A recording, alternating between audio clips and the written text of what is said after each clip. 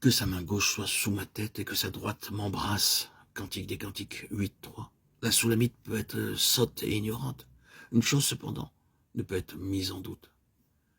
L'intégrité de son cœur et sa volonté immuable d'obéissance.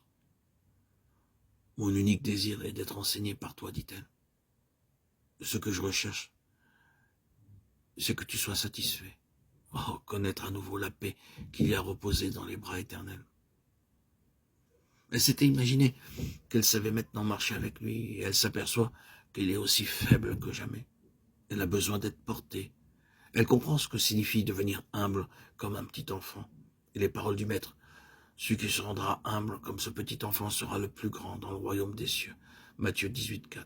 Elle avance dans la vérité, mais ses progrès la conduisent de la croix vers un berceau.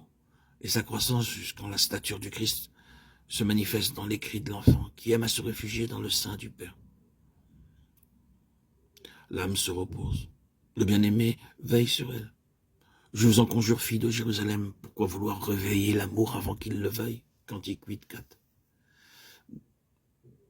Dès que l'âme, dans sa misère, a réclamé l'endroit de son repos, elle s'est sentie alors comme portée, ainsi qu'un bébé, dans les bras éternels, comme la mère qui entend le moindre gémissement de son enfant, ainsi du bien-aimé qui entend le plus faible appel de celle qui lui appartient. Il répond au cri de celle qu'il a racheté. Me voici, Ésaïe 58.9. Alors qu'elle s'agitait, qu'elle disait sa plainte, et ce qu'elle voudrait qu'il fût, il gardait le silence.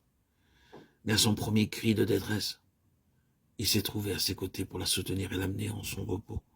Lorsque l'âme, livrée à conscience du moindre nuage entre elle et le Seigneur, qu'elle se réfugie dans le cœur du Père, qu'elle se confie en l'aspersion du sang répandu sur le propitiatoire à l'intérieur du voile. Si quelqu'un a péché, nous avons un avocat auprès du Père, Jésus-Christ le juste.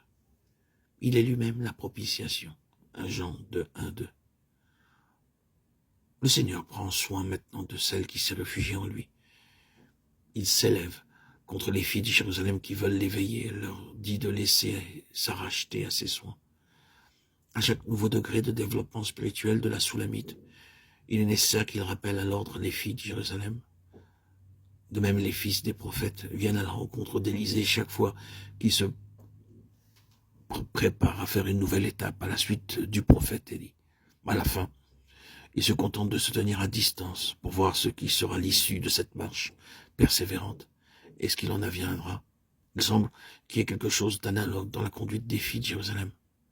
Peut-être ont-elles eu quelque part dans la dernière expérience faite par la Soulamite. Et elles s'attirent cet ordre du Seigneur de la laisser en repos.